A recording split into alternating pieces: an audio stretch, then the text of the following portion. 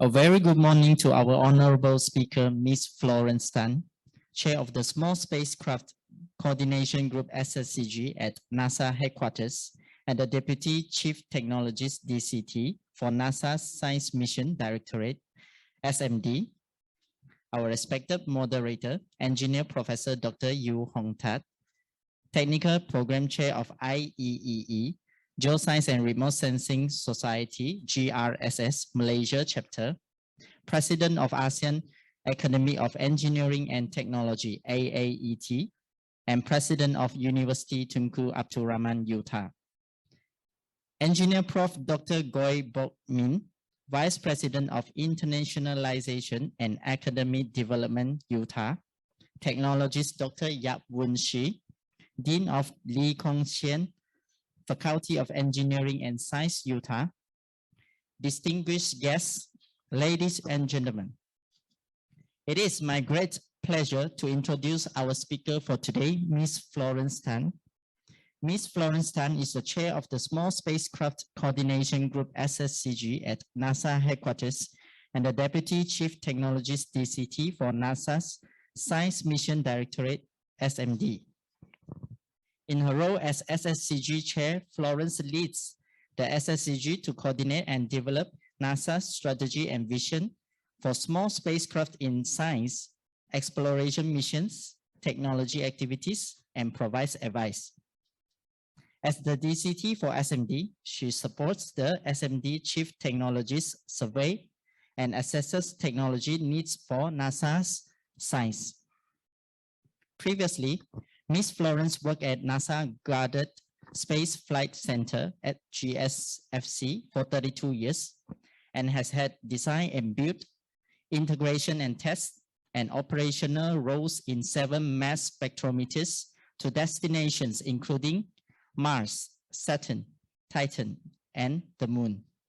She has received numerous awards, including the NASA Medal for Exceptional Achievement, the Robert Hutchins Goddard Exceptional Achievement for Outreach, Goddard Division Excellent Award, Goddard Special Aid Awards, and Goddard Peer Awards, as well as multiple NASA Group Achievement Awards, the NASA Honor Award Silver Achievement Medal, and others.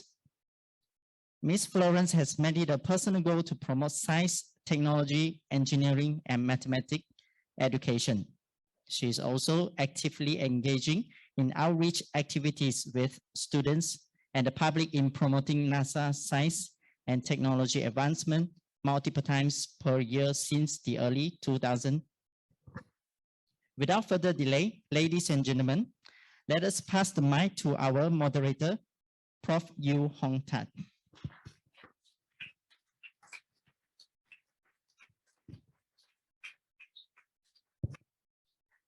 Thank you to the MC. Yeah, I think to every one of us who are actually attending this physically and also those who are actually attending online, it's always something that we admire for. Because every time, every night, when we look at the sky, look at the stars, it actually brings us a lot of thought and also dream about what the future will be. Okay. So I still remember that when I was young, I actually loved astronomy very much. And every night I would go out and then try to identify all those constellations and all that and stars and all that. And even when I applied for my degree program at that time, I remember I applied to take astronomy degree program, although I didn't get it. But now, but of course, I chose electrical engineering. And then since 30 years ago, I was involved in microwave remote sensing, which is a way of actually monitoring the Earth through the satellites and others. So this is also very highly related to what Ms. Florence Tan is actually doing. Okay, I have met her, I think, through online platform Zoom just a few weeks ago. And I know that she was actually born in Muar, Johor, and she loves Malaysian food very much. So I hope that this time when she returns to Malaysia, she have a lot of chances in actually tasting all the Malaysian food that she likes a lot.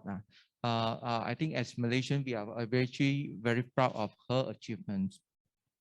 As you know, when we actually watch the movies, especially those related to space exploration, there are a lot of time people talking about this gravity assist, how we will pull the gravitational force of the planet or the stars and all that to actually redirect or give additional push to the spacecraft of the probe so that you actually enter into the orbit or you actually be propelled to actually join another trajectory and all that.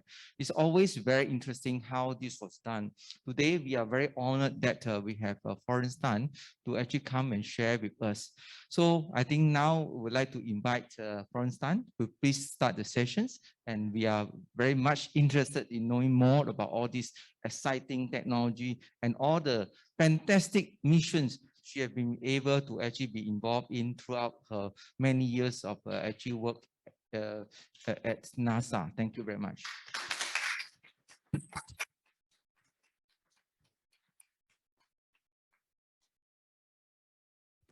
Hello? Hear me? Okay, thank you. Thank you for the kind introduction, Jerry and Professor Yu.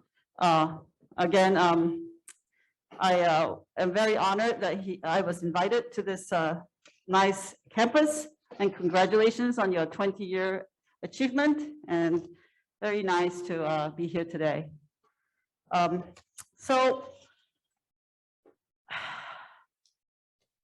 Malaysia.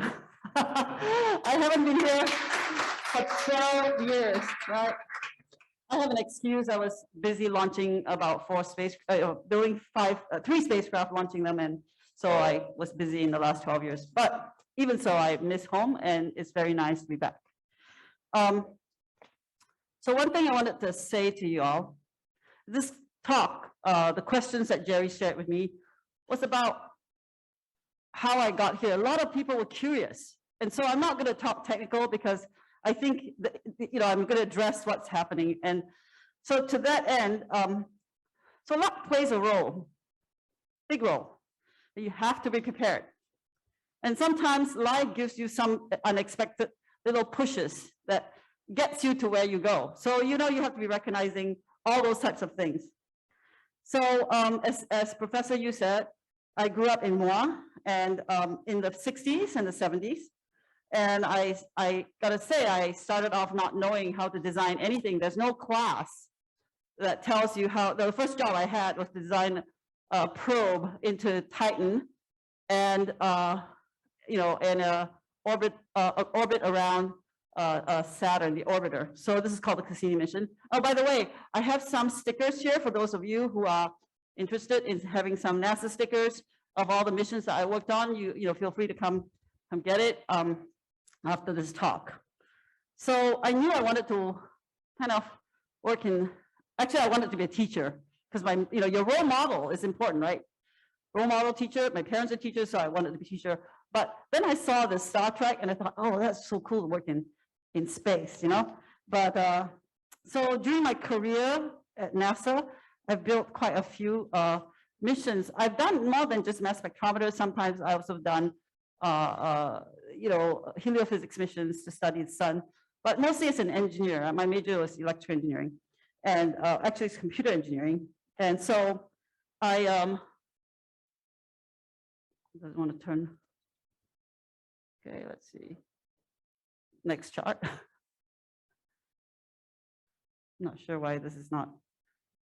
Okay, here we go. Okay. So I built this instrument called Cassini, and during the Cassini mission, I to get to Saturn is kind of far away. Oops. I really have to learn how to drive. Okay, so this is me as a young student, young person testing the Cassini mission. We had an instrument called ion neutral mass spectrometer on the orbiter. But what's interesting was I never took a picture of this giant spacecraft. I had a chance to work in front of it, but I never thought of doing that, which is really interesting. And I also worked on this mission called Curiosity. If you have time, go on the internet, look for the entry and descent landings. It's absolutely the first time we ever got to Mars that way, because this rover is 900 kilograms and it was not easy to get it down to the surface of the Mars. And here is the selfie. You all take selfies. This interesting picture is taken by the camera on the arm, and they stitch it together. So it's not like, one picture, but it's all stitched together. And so when we were building Cassini, we were planning to get to Saturn. It turns out to save fuel, you have to use a clever technique called the gravity assists. And I'm gonna, I can explain it, but this movie is much better. So we're gonna play the movie here to show you what I mean by gravity assist. And you should be able to listen to this. So what's really interesting about this gravity assist is that I just want to kind of give you a visual of how big the solar system is. I'm sure you guys know this, but I have a string back there, and my helpers hopefully are going to take the string, and you can pass the string along to the corner of the room. So if the audience wouldn't mind, no, to the corner, because you're diagonally. So just everybody just take the string and pass it along to the front. Yep. And just feed it along, feed it along. And when you have so this is called audience participation. I try to get, when I talk to students, I like to get everybody involved, because that's how you get people to look at the whole situation about. So this is actually, I shrunk the solar system to this about 30 foot. So now I need some help to represent the planets. So I need everybody come out, come on. Here, you're the sun. So volunteers, come on, everybody. We need top, yeah. So does everybody come out? So so let's put the string down. Put the string down, and now we're just gonna stand on it or something. So the sun's gonna stand on it. Okay. So now you guys have to get really cozy in the front, right? Because this is the inner planets. So you can arrange yourselves. Wait, we need Mars. Come on, Mars, come on. So just stand where it is. So you can put where your foot is for your planet, and stand there and hold up your planet. Come on. Next. Yep. So interlink. So why don't you come this way? Venus, come this way. Yes. Stand. Yeah. Opposite. Okay. And then Mars.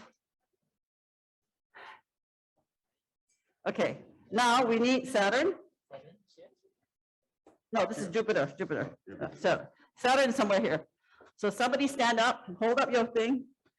And then there's can you put your hand up for Uranus and Neptune? Where's so wait, Saturn, come and stand here.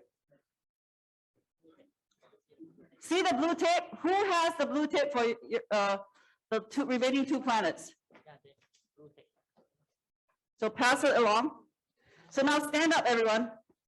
So here's the thing about the solar system. So Saturn, please stand up and hold your planet up. Uranus and Neptune, please stand up. So I didn't put in Pluto because it's not a planet anymore, right? You know that. So stand up. So please stand up with your picture. Okay. Now, look at the inner planets, right? If you look at these kinds of planets, you're going to tell how small, how much closer things are. And can you please stand up? Yeah, thank you. And then what about Neptune? Is Neptune going to stand up? Why is Neptune all the way? Okay. So by the way, looking at this, So Earth is like this tiny bit, you know, that's why they call it inner planets and outer planets, right? The gas giants are the other. So to get from all the way to Saturn, you would have to do a Venus, Earth, Jupiter flyby. And you know, after you shrink it down, everything else, but Earth is so tiny compared, you know, in terms of distance. This is just to show you, it takes a while, and the whole thing actually took about an extra 1.2 billion miles to get through this Venus, Earth, Jupiter flyby to Saturn. And it also took us 7 years to get to Saturn. So I guess if you are the first year student, you were standard 6, right? And then by the time you got to Saturn, you're in your first year in college. So it's a really long time.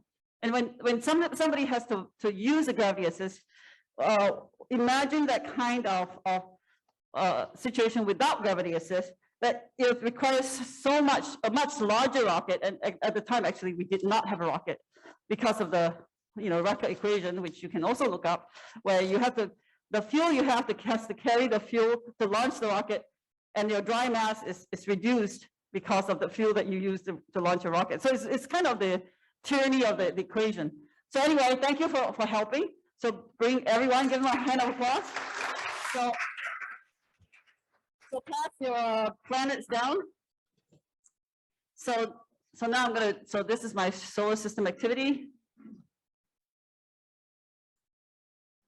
Again, you can see it takes a long time to get to Saturn. So sometimes the journey takes a very, very long time. The path is indirect in life. You need several boosts and gravity assist. You need teamwork to make everything possible. And the timing, of course, is everything as well, right? So you've got to squeeze every last advantage to get to your destination faster.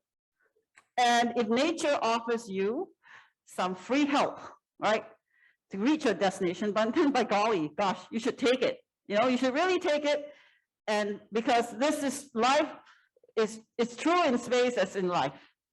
So using gravity assist as a metaphor for life is something that I was trying to do to just demonstrate to you. So this metaphor for life could be such that you can actually get, you know, to Mars. So what my trajectory and my gravity assist did to take me from Malaysia to Mars, right? That you asked that question. So besides my family who love and who care for me and who provided support, my first gravity assist was for a very nice gentleman, next door neighbor, who provided me tutoring for free. It was only from standard 5, right?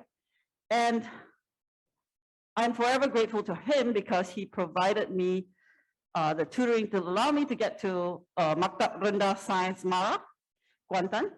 And that won me a loan from them to go to the US to study engineering, which landed me a job at NASA. Now, how did that happen?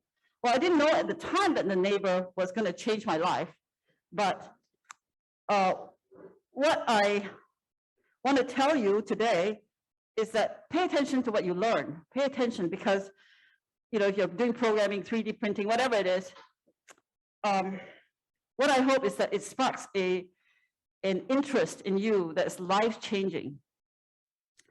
Who knows, right? There you go. So once Cassini got to Saturn, we still had to, you know, do these retro firing to get into Saturn orbit insertion. And then you had to kind of do these course correction, and you need thrusters. Thrusters allow you to make these little maneuvers that you can, you know, get to these phasing orbits for different investigations, like looking at the moons of Saturn, like where we found, for example, organics around these moons, you know, the plumes. So my parents were my thrusters, right? They made sure that they nudged me, like, you know, if you're playing too much video games, your parents are going to tell you to stop playing video games, but maybe not, right? Maybe okay, so I had actually it's an interesting story. I had a colleague who was a technician when I first started, and I was always scared that I didn't know what I was doing. Of course I didn't know what the heck I was doing because you're just young. You don't know. There's no class that tells you go when you design hardware. You have the basics, but you can try and learn. So my colleague basically told me, oh, when he knew I was from Malaysia. He says, if this stuff doesn't work, we can just all run away to Kuantan because I went to school there and go be beach bums in Malaysia because we were all just joking about this stuff. But fast forward, he had a son who made this movie that was the world's terriblest movie, not so coherent in some ways, but it was great because he filmed it on a green screen. He got his friends and family to act. They were doing these fight scenes that he duplicated. And my friend invited me to see the movie. So I saw the movie and I thought, my gosh, the kid's 16 or 17, and he made a full-length movie. So I said, hey, Nick, you want to come work for me? At the time I was working on SAM, right? This is the Curiosity mass spectrometer. And because I didn't ask for his resume, I did not ask for what he did. I figured that if he was focused enough and interested enough to put a full-length movie out, then and has the programming skills, then it really kind of makes sense for somebody like him to work at NASA, right? He has the tenacity. So I basically gave him an interesting job, and I also gave him the autonomy. Back when working from home was not the thing, I said you can work from home. I also paid him well. So in life, good pay, autonomy, interesting work. Okay, sold, right? So he later worked for me, and when he finally graduated after 4 years, his software, which he's been learning from me for a while, it's now was used to look at the data coming from SAM and other mass spectrometers, and now it's on 5 flight missions, ground support equipment. So there's a hobby that changes into from a little thrust that changes into some real life thing. This happens. It is not like you think, my gosh, she's standing here, she's giving you this talk. No way I can make this. Of course you can, right? That's the thing that I want to say. So I think that you've got to think, your trust and believe in yourself, and also find what you like to do that sometimes is life-changing. So my parents are my thrusters, and they ensured that we had books. This is me with my sibling, I'm in the middle one.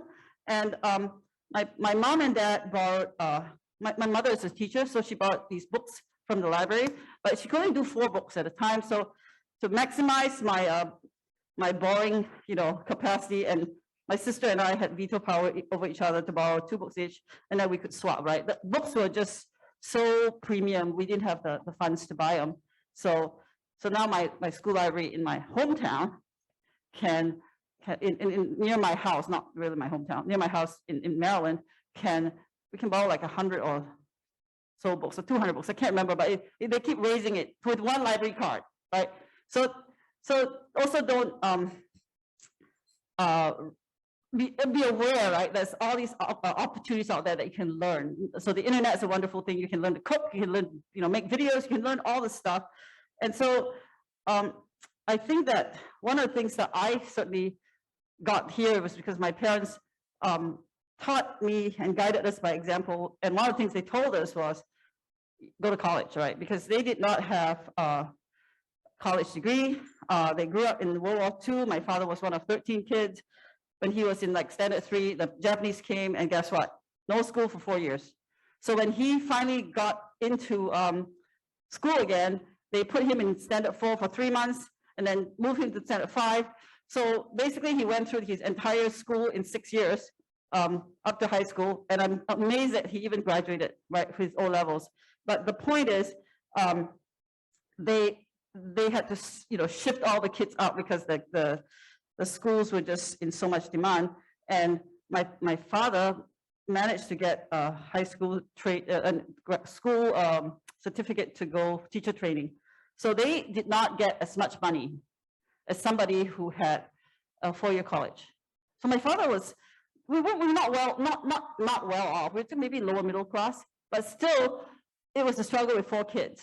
Very big struggle. Plus, you know, my sister was older, and then this, how are we going to go to college, right? We're all college graduates, my whole family, but I think my parents, money was really tight. Although it looks like we're okay, limited options due to their circumstances, and they made the best they could, and they wanted us to go to college, so we did. So when I was your age, I had examples. So look around you, look at examples, and I was motivated because I knew the ticket for bigger and better things was a college degree. So sometimes, you know, experiencing a little adversity pushes you harder because you know what you don't want, right? You don't want to be there. So determination is definitely a key ingredient in how this happened. Oh, this is the wall pictures. So when I was 12, I was selected to go to MRSM Kuantan. I missed home, right? Because you had to stay there pretty much all year, and you went home twice a year. And for a 12-year-old kid, it is a kind of a jarring thing. Plus, you know, the milieu, I was the only Chinese kid. It was also difficult. The school was extremely rigorous, and my classmates were very smart because we were specially selected. In fact, we were interviewed, you know, we had to take tests and then interviewed and all this other stuff. So I definitely felt very challenged, but teachers were very, very qualified. And the teachers were college graduates, unlike the local schools. Like my parents taught in the local schools, you can see that. And I learned to swim. MRSM was like all these things that you could do, right? I took advantage of swimming classes. PE included swimming classes. How many public schools have that?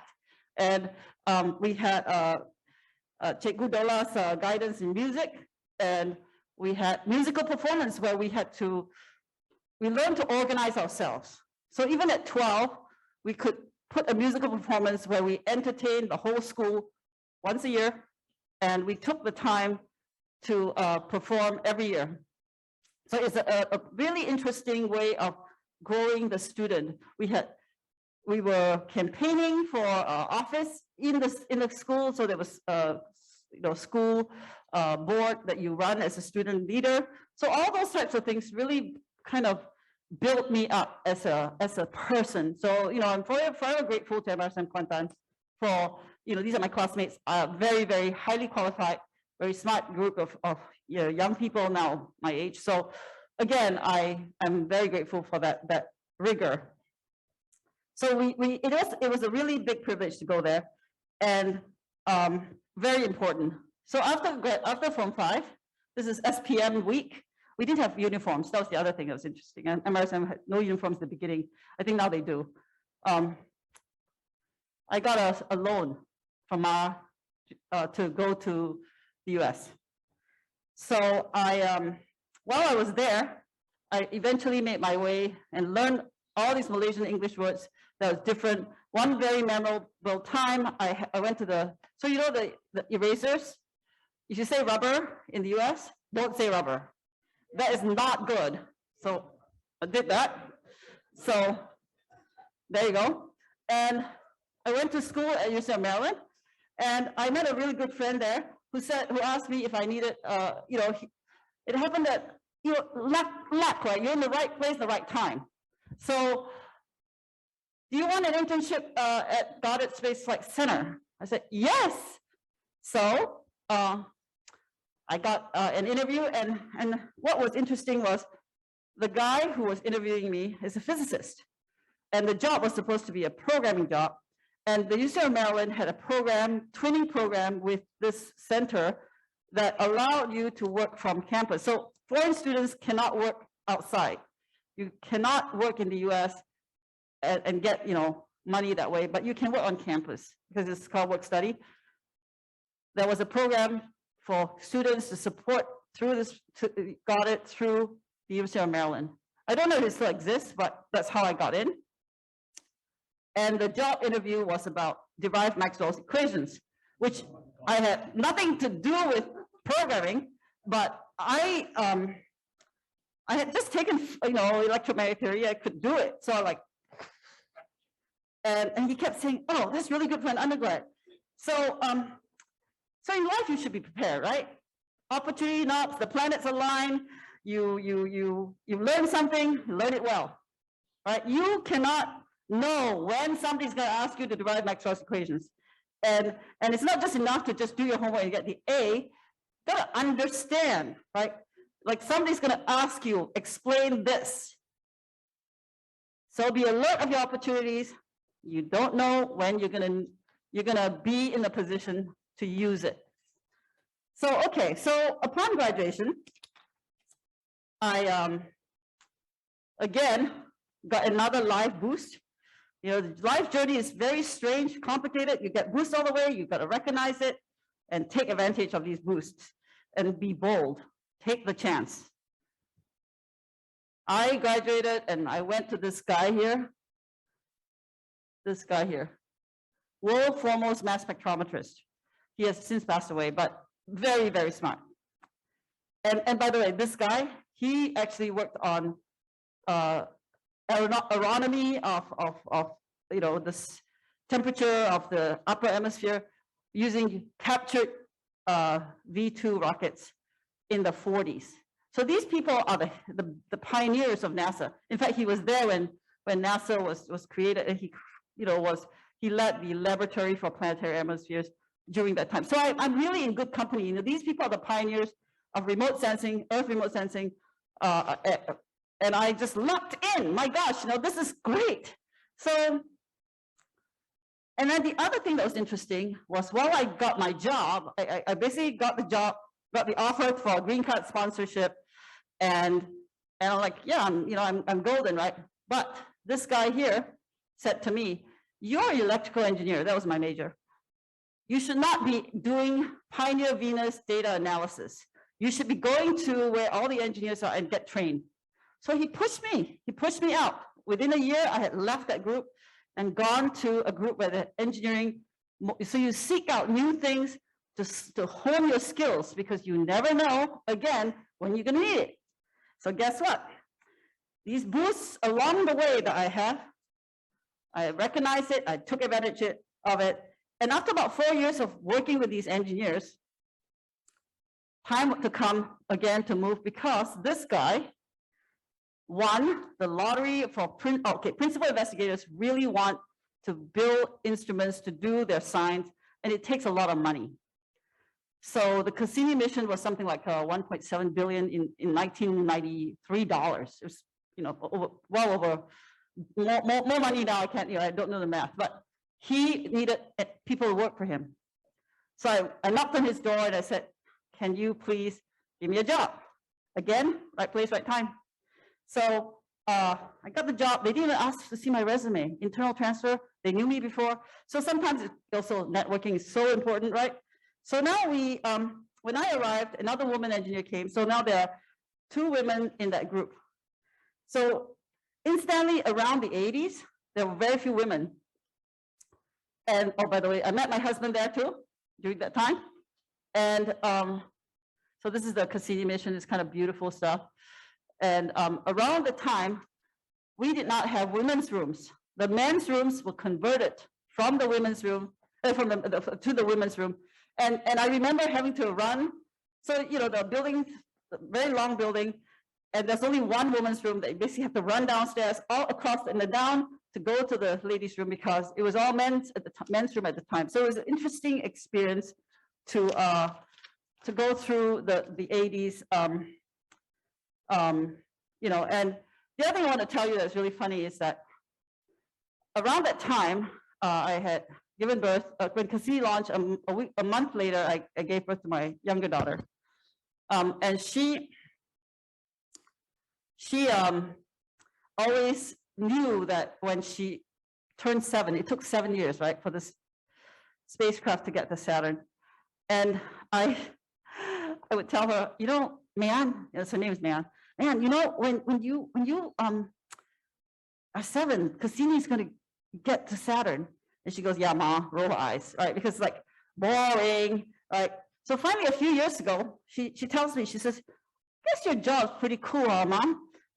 Yes, I feel validated now. You have to really, really, like, it's amazing that finally your child tells you, you know, your job's cool. So that's when, you know you've arrived, you know, for the older ones. So anyway, that was really fun. So these are the first pictures from Titan. And I first saw this in the middle of the night when we had the, Saturn orbit insertion. And this is really amazing, right? The first pictures of the surface of another body, not Mars, not the moon. And we got it. So different types of testing that we do for missions. But I wanted to, this is a SAM testing chamber, but I kind of use it as just to show you that when you build hardware, you have to test it in the environment it sees, very relevant environment, right? So you have to vibrate the hardware to see the launch loads and to also take care of the acoustics. So you do acoustic testing and you also do thermal testing. So when I got the job to design electronics for the Cassini mission, both the orbiter and the probe, the Huygens probe that went into Titan, 2 missions at once. Actually, there was 3 missions. There was another one that was canceled later to fly through a comet called Kraft. I was petrified I would fail. So I tested my hardware quite thoroughly. And but during that time, the thermal testing, it's a picture of thermal test, the instrument shut down without cause. We don't know root cause. And so we didn't understand and we did not look hard enough. So we flew it. About 6 years out, we turned this instrument on and the darn thing starts resetting. You cannot build hardware that's 900 million miles away because the one-way light time, the hour time is so long that, that's not good news because, you load up a bunch of commands and you can't run it. So we really had to fix something. And we did it, by the way. It turned out, I can talk about details later, but it debug took months. We had to debug from 900 million miles an hour. It turned out one of the watchdog timers on the hardware was dependent on a timer on the chip that was just maybe radiation susceptible. And we had to change the timer. And once we understood that the watchdog timer is the timer that basically turns on and runs down the clock. And if you don't come back and say reset the clock, it's an automatic way of resetting your whole system just in case there was unexplained failure. And this is a way to prevent runaway systems in spaceflight hardware. So luckily we could fix it. So sometimes what I want to tell you is don't ignore your anomalies. Don't wait 7 years and 900 million miles to go fix your hardware, right? Just be aware. Because if you fail, this thing is a metal brick. So while working at Goddard Space Flight Center for more than 30 years, I've seen a lot of changes. And when I was pregnant in 1994, I asked to nurse. So now I know with the COVID pandemic, we are all interested in women, especially conferring their antibodies to the child. I wanted to do that, and my bosses was not very supportive of me trying to get a room for keeping my milk coming in. So I was told no because I was the only woman doing it. It was temporary. And so sometimes you kind of accept it. And so I did. But the next year, another woman was pregnant. I thought, oh my gosh, it's not about me. It's about all the other women who came after me, right? All the people who will need this. So it was my turn to provide gravity assist to others, right? How you do this kind of thing is you're all in a circle. So being able to make that first move. So you got to speak up sometimes and you have to do something about it. So I joined the Women's Advisory Committee. I got a lot of presentations and we convinced the NASA to give us a pilot program. So this is one of the things, this is so important. And we gave them the reasons. And then turns out I had 2 kids. I nursed, designed, built 3 mass spectrometers to Titan, to Saturn, to Mars. I got a master's degree at the time. I had 2 babies, nursed them. And the second one I nursed for 2 years and almost 2 years. And then I finally finished nursing the second kid and I got our room. So this is one of the web pages. And I'm glad to say that there are 16 rooms on campus now. Every new building has a room. And because, when you have the only one, you're a pioneer of certain thing, people who don't stand in your shoes don't realize how hard it is. It is actually physically tiring to nurse. And I could not even explain that, but now I know because gone through it.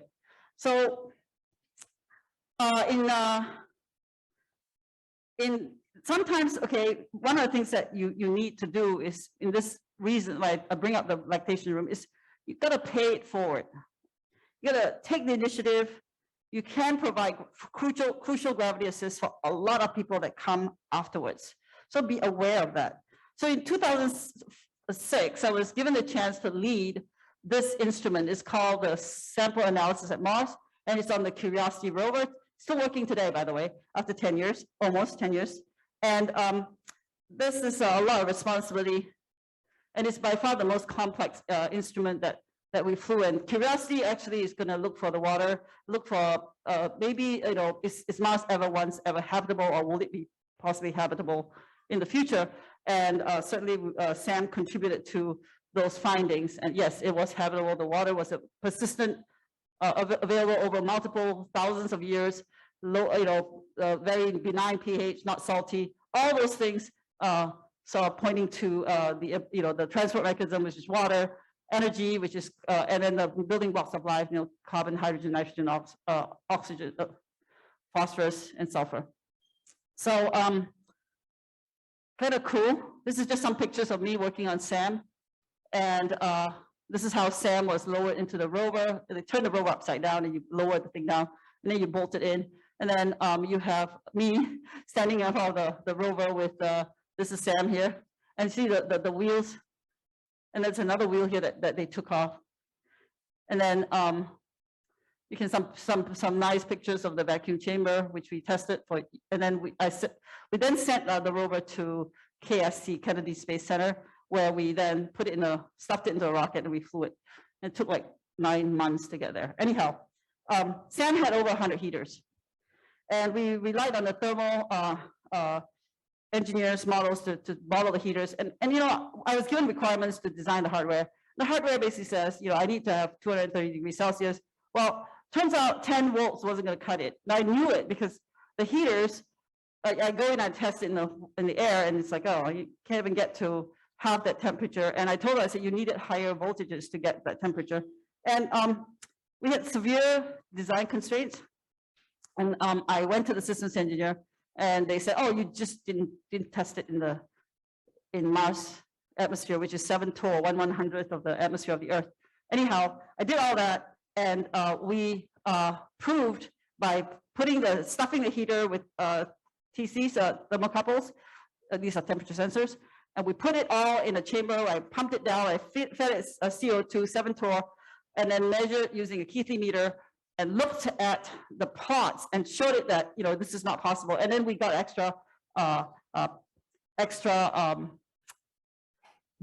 bus to two power buses, to get more power into our system. And actually, I should have spoken up, right? Because it turned out we had to redesign a couple other times. It's very, very valuable. Sometimes you have to speak up, and don't forget, right? Your gravity assist cannot happen without good communication. So I felt like this job, it provided me a huge boost to my job, because suddenly people realizes, oh my gosh, she led this team of engineers to build the electronics for this hardware. But I was just a regular person doing just the initial design at first, and then leading a team is different. But also speaking up, communications is so very important. So one of the things that just be, so I'm here, here's the launch here, and you can see first picture of Mount Sharp, which is where we're at, Gale Crater, 158 kilometers, and the Mount Sharp is 5.5 kilometers tall. And this is when we all arrived. We're really happy. This is behind the scenes. By the way, one of the things that the gravity assist, the people gave me, this guy, he's the PI. He gave me a lot of gravity assist. And all these people are here is because of the gravity assist. It takes a diverse team too, by the way, to make these things all work. So I tell you something, this is my family, my crazy family. So I'm here because of the gravity assist I got, and because of hopefully what I'm also giving, including this, I'm giving it to you all, right? I'm grateful for all the gravity assist that I got. And many persons have given me gravity assist as a Malaysian, the government, right? My teachers at MRSM, my friends, my family, and my colleagues. So I aspire to the highest ideals that we all commonly share, and you know, to help each other and all these other important ideals that we share. But I want to kind of throw something at you guys, okay? So I want to challenge you for your own gravity assist, right? I want you to think about the impact. You're all really bright. You're all here because, you know, you arrived, you came, you got into university. You're doing really well. So look around you, figure out what your trajectory you want to follow. Take advantage of your teachers, your friends, your parents, and go seek your own gravity assist. Well, you've got to help yourself. You take the opportunity and you keep learning and learn it well. And then when you arrive, you give your gravity assist, right? It's the right thing to do. So together with these gravity assists, you can reach for the stars.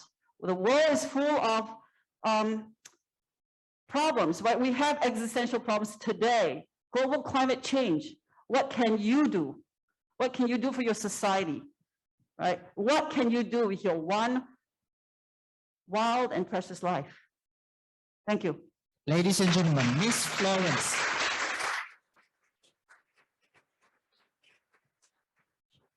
What an inspiring and fascinating sharing by Miss Florence. And now we will go to the very short and brief Q&A session.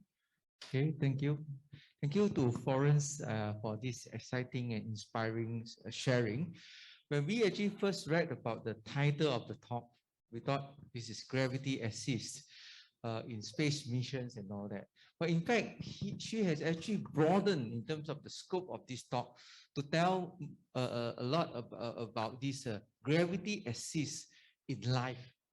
And we thank her for actually sharing this one with us. And we know that all these missions and right is critical, is actually difficult. But as long as we work as a team, we always get this gravity assist to actually support us either in our work, in our study, or in life. Things will be okay. So now we'd like to open up this floor for questions that you may have for Florence. For those who are interested in actually asking questions, please line up and then ask questions.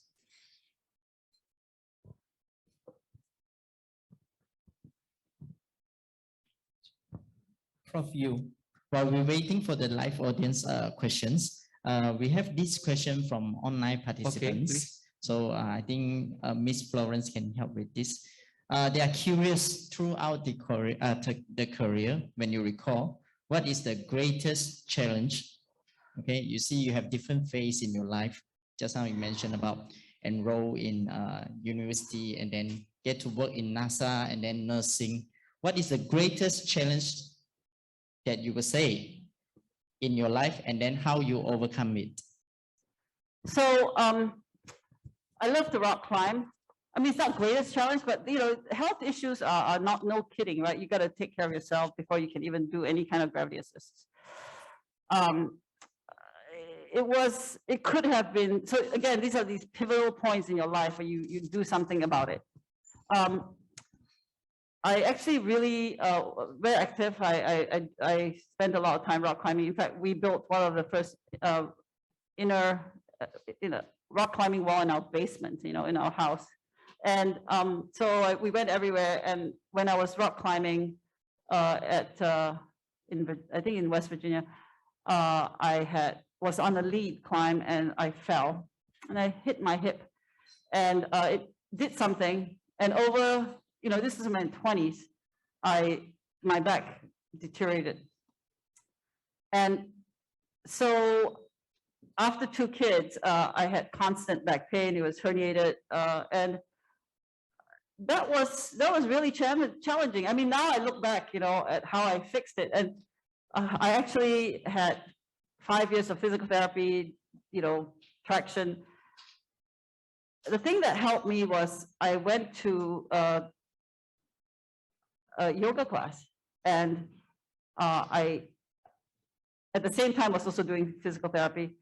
And between the two, I learned, so your body is yours again, you inherit what you got. And I'm really grateful that I got what I got in my 30s because it made me learn to take care of myself. That is a physical challenge, right? There's also other challenges. There's also having children, working full-time, at the same time launching a mission to Comet. I had a mission called Contour. I worked in the 90s where I had 2 kids already and I was getting my MBA. That was really tough because you just don't get to rest. I think that, you know, but if you want it very much, you find a way. I certainly was very grateful to my family for helping me. And really, those are the challenges I think, you know, personally that I had to deal with. I mean, technically the hardware that you build is, SAM was by far the hardest thing I ever built in my entire career because there were so many mechanisms, there were so many pieces that you had to build and everything had to work. And we had to test everything first and then fit it into this really very packed, jam-packed thing. So sometimes the technical stuff, you work by communicating your ideas and making sure you get the extra power you need for your heaters, for example. Thank you. Any question from the floor? Yeah, please. I have a question. During the previous slides pertaining to SAM, sample analysis on Mars, so you say it was one of the hardest projects you've been working on, and it's on board of Curiosity as of now. So I have a question, but that regarding your expertise and experiences dealing with SAM, how it has benefited the current team that is currently handling the Perseverance rover on Mars. So first of all, the 2 rovers, the way they land is similar. The Perseverance rover operate something called CONOPS, the concept of operations. The CONOPS for Perseverance rover followed our lessons learned from Curiosity. In terms of SAM, there's not another SAM on Perseverance. The instrument was not planned to be on the Perseverance rover because they did not want it to be a biochemistry, geologist, essentially, biochem lab. What they wanted to do with Perseverance was to cache some samples so that later we can go in and do a sample return mission. And that mission is quite complex because we're going to launch these crafts to Mars, and then we're going to put a lander on Mars, send out from the lander something to bring the cache samples back, put it into the size of about a soccer ball, and then launch from the surface to a waiting orbiter, lob the soccer ball to the waiting orbiter, and then the waiting orbiter will then fly back to the Earth. So this is called Mars sample return, and that's happening in the next 10 years or so. So that's, I didn't answer how SAM helps, but I think that kind of giving you the broadened perspective of what's going on in the Mars rover planning. Oh, it says, okay, thank you. Thank you. Do you have another question? Yeah, please. I'll repeat the question. All right, I have 2-part question. The first part is, what is the period from why not Curiosity to the bird to launch? The period from why not Curiosity to launch. Then how much time you guys have planned on this? Then second question is, what if SAM have hardware failure while launch? So what is your expertise on overcome these hardware issues? So first question again, can you please? What's the period from why not we go to Mars to the launch for the Curiosity? Why not go to Mars to test on Mars? Why not go to Mars? And to the moment of launch, what is the period of time? If I understand correctly, you're saying that why not testing this equipment on Mars? No. What I meant by the year that we want to go to Mars to test or sample to the moment that we actually launch. What is the period of time? Oh, you mean from like proposal phase to launch? Yeah, correct. I think the proposal was put in like 2004. We found out late, like December 2005, that we won the proposal.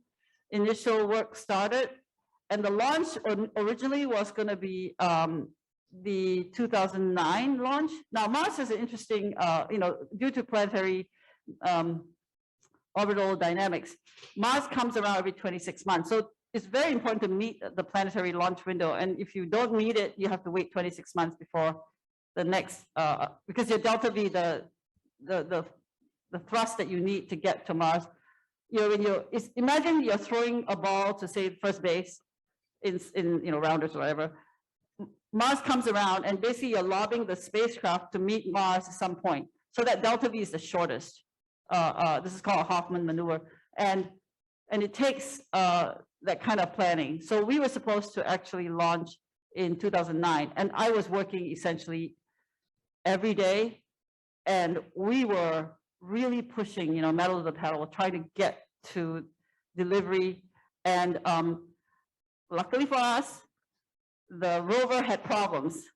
And so we hit under the, we had problems, but we were going to deliver, but it would have been, like, for example, we had some issues with like some of our heaters weren't quite working. Some valves should have been, replaced. That we had, Sam had these ovens that were 1100 degrees Celsius. They paralyzed the sample. And then we had to really test all these lines, and they had these wide range pumps that pump at 100,000 RPM. We had to have helium carrier gas. All those things were very complicated because it was a lab the size of, a big lab, and then we shrunk it to the size of a microwave. So it was full of scrubbers, heaters, pumps, and then it's a whole suite of gas chromatograph, tunable laser spectrometer, and a gas chromatograph. Mass spectrometer. So all those types of things took a long time, and all the mechanisms. And we luckily had another 2 more years because we missed that launch window because the rover had problems. Then we went in 2011. And by then we fixed all, basically the moment we found out we could do it, took it apart, fixed all the problems, put it together. Now, it's really hard to build something like that because you have to plan for like even the tools you use. So we actually had to design special tools so that we can have access. My record for fixing something that was broken in SAM, after you integrated it, was like 5 times over, because you go in, you fix something, something else breaks, you go fix that one, something else breaks, you go fix that one, something else breaks. And we had basically much care. Now, your second question was, what if something fails?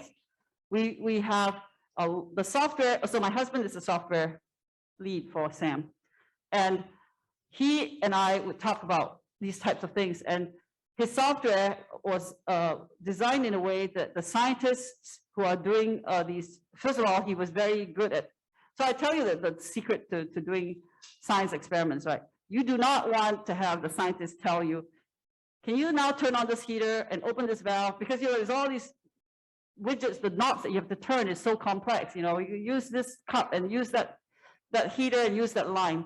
What he did was he had a command language that he built by himself. He just said, I think I'm going to do that. It was like a breakthrough, because what it is now everything is sequenced. The scientists can just say heater .1 on, and so on. And what happens is they create these complex 15-hour experiments using this simple language that scientists could learn.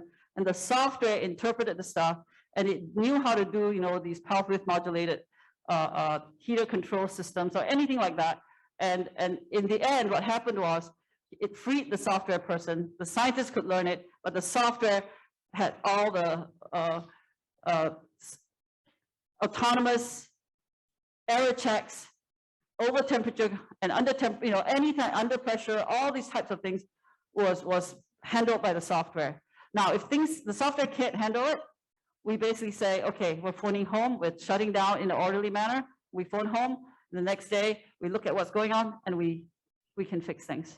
So yes, there'll be a time where we will run out of our consumables will completely deplete, like the gas that we have. Even the filaments that we have to do mass spectrometry work, the filaments could also burn out, right? The electron multipliers, they could also, eventually run out of sealing. We keep raising the high voltage on it to get our pulses. So all those things are consumables and eventually they will die. But that, we've been on the surface for 10 years and it's only designed for 2 years. So I hope that answers your question. Okay, thank you. We have time for one last question. Okay, do we have any question online or from here? One last question. There is a question from Okay. online. Okay. It is also, I'm very curious. As we watch the movie, the actor, the actress, they have no problem in communication, right? But in real life, like we next to each other, the Wi-Fi signal could be weak. So the audience are very curious. How do you overcome the communication delay issues due to the great distance between the planet? Okay, so this is I brought it. I think I spoke about one-way light time. It's OWL, one-way light time. So it's owl. So the owl time between like for example, Saturn is really far away, so it's longer than say Mars.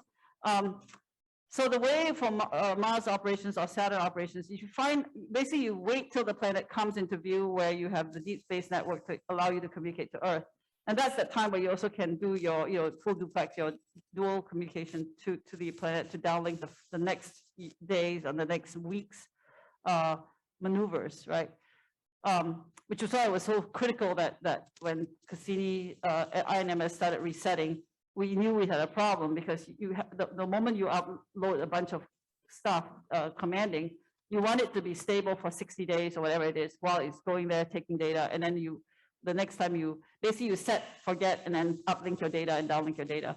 This is how it works with planetary missions. And with Mars, we're lucky because we have assets around Mars. We have the Mars Reconnaissance Orbiter, we have the Odyssey, and then we also now have MAVEN, which I worked on as well. And these now satellites on Mars that we send have something called Electra, is a transmitter that allows us to then talk to the deep space network that allows us to then send data back. So this is how we work. And every day at around 10 a.m. local mean solar time, which is the Mars time, we would get an opportunity to talk to the rover and get data from the rover. And when we first landed on Mars, we worked on Mars time. Now Mars, one day is 24 hours and 37 minutes. That's called one sol. And during that time, we didn't, we landed at 10:30, and that was the day, sol 1, beginning of sol 1. The next day, it's 37 minutes later, sol 2 begins. So instead of 10:30, it's now 11:07, right? So we were operating around Mars time. It was really tough. I got to the point where I knew what sol it was, but I didn't know what day or date it was, because they blacked out the windows too when we were operating. And we would, very intense, right? Because you're really trying to maximize. This is an asset, a precious asset on Mars, trying to understand the habitability of that area, and understanding that requires great effort. And we worked through the, over 18 days, what happens, your day resets. Again, you go back to the, it basically flips to the next 10:30 morning, and then the 36 days, you go back to begin. So I was on a JPL for like 4 months during that time, doing the Mars operation. It was quite interesting, it's an experience. And you also have, again, the diversity of ideas that I say to you is so important. So every one of you, right, you have brilliant ideas that you can contribute to society. We were in a team with the Russians, the Koreans, the Spanish, the French, all in the same room doing the Science Operations Working Group, SOWG. And every day at 10 a.m., local mean solar time, we worked. Quite interesting, and it's an experience. But now I'm not doing operations, but I thought I'd use these types of missions in my career to illustrate what is possible for you. Okay, thank you very much to Florence Tan. Thank you.